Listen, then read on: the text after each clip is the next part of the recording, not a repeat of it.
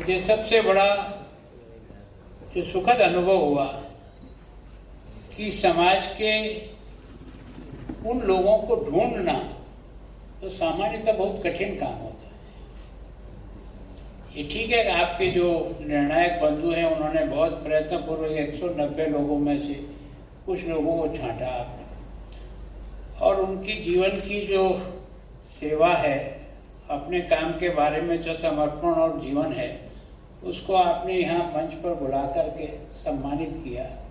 तो मैं सोचता हूँ कि किसी व्यक्ति का मंच पर बुला करके सबके सामने सम्मान करना केवल उनका ही सम्मान नहीं होता है, वो भविष्य की पीढ़ी भी इस बारे में सीखने का प्रयत्न करती है कि अच्छे कामों का जब देश में सम्मान होता है तो अच्छे काम अपने आप आगे बढ़ना शुरू हो जाते हैं।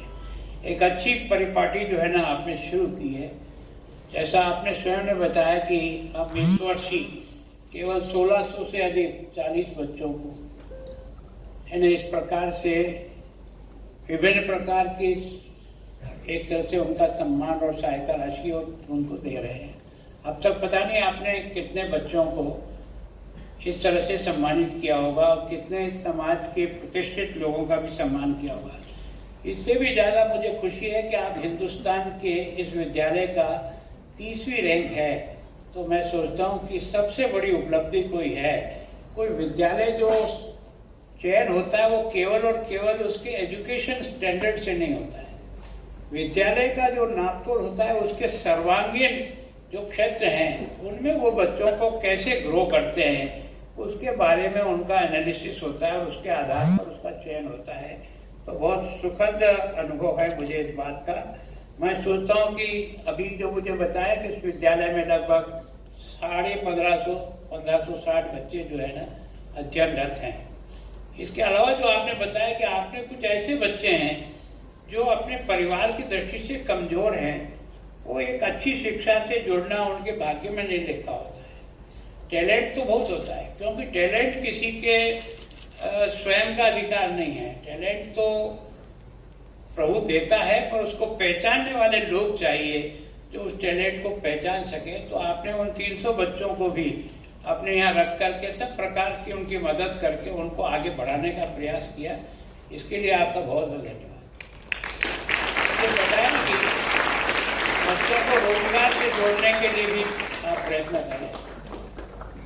और कल जहाँ मैं था ISB, मैं सोचता हूँ कि हिंदुस्तान की टॉप संस्थाओं में से आप उस संस्था को आज खड़ा कर दिया है। एक तरह से आपकी जो 2 ब्रांच है, हैदराबाद और यहाँ, इन दोनों के प्रयत्न से आपने इतने बच्चे और इतने अपने अधिकारी जो अपने व्यवसाय में लगे हैं उनका चयन हुआ, और उसके कारण से वो आज देश और दुनिया में अपने स्वयं की स्किल और अपनी बुद्धि का एक तरह से काम को आगे बढ़ा रहे हैं। तो एक तरह से समाज की बहुत बड़ी जो मैं सोचता हूँ कि उपलब्धि इस बारे में होगा।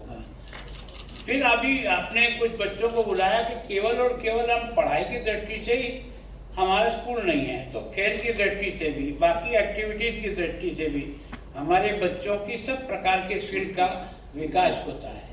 तो मैं सोचता हूँ कि दुनिया में अगर सबसे कठिन कोई काम है तो वो है इंसान को गढ़ने का। कारण क्या है, पत्थर की मूर्ति गढ़ना बहुत आसान है, किसी धातु की मूर्ति को भी संचय में डाल के तैयार करना बहुत आसान है, लेकिन मनुष्य को गढ़ना आसान काम नहीं है, क्योंकि वो तो हिलता डुलता है, एक्शन रिएक्शन भी करता है, पता नहीं वो काबू में आता है कि नहीं आता है। उसको समझना और फिर उसके नक्श नाक्षी ठीक करना और उसको ठीक प्रकार से आकृति देने का प्रयास करना, ये सबसे कठिन काम है। इसलिए गुरु का महत्व इसी कारण से है। गुरु का महत्व अनादिकाल से था, आज है, और जब तक धरती चलेगी, इंसान रहेगा, तब तक गुरु का महत्व रहेगा। भगवान राम भी पहले दिन राम नहीं बने थे, पहले दिन तो कौशल्या के लड़के के रूप में ही थे, लेकिन अपने गुरु वशिष्ठ के पास में एक तरह से गुरु ने जिस प्रकार से उसको गढ़ने का प्रयास किया, वही कारण है।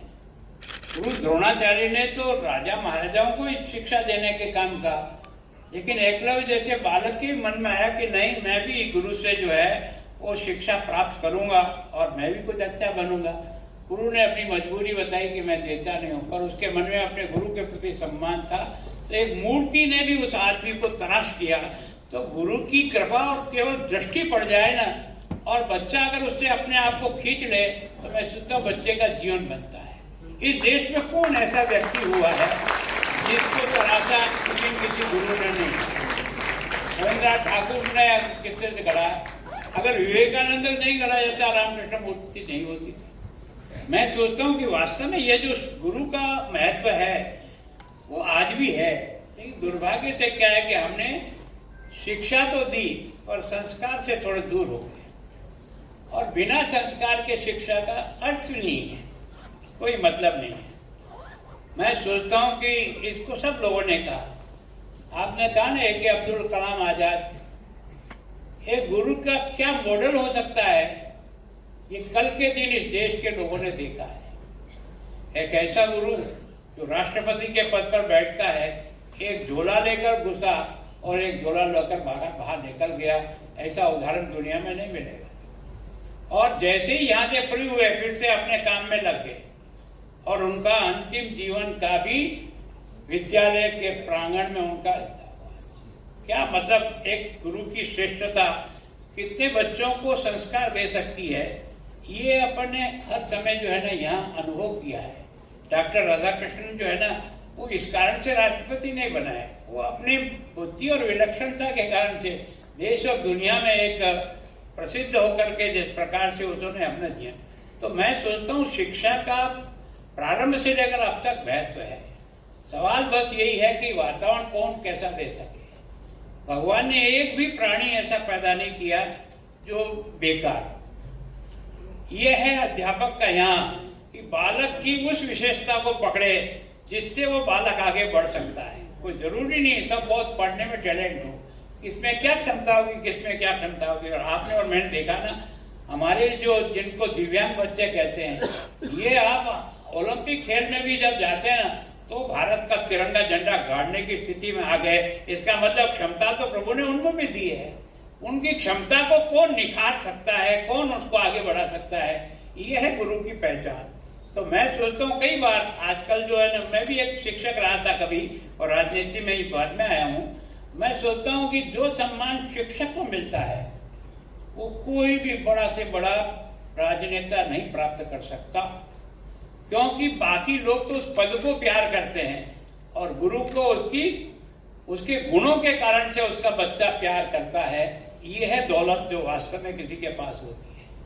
आपने एक बहुत अच्छा श्रेष्ठ कार्य किया, मैं सोचता हूँ कि इसको सीखना। अब उपराष्ट्रपति जी बहुत दुखी थी, मैं उनको सवेरे लेने चला गया 9:30 बजे पहले, मैं तो 9 बजे पहुंच गया।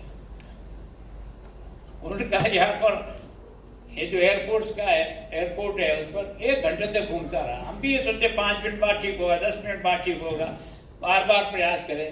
लास्ट में लगा कि भाई ये तो मामला कुछ बैठ नहीं रहा है, और फ्यूल का भी एक समय होता है। उन्होंने वापस अमृतसर जाकर ऐड किया, वहाँ भी इंतजार किया।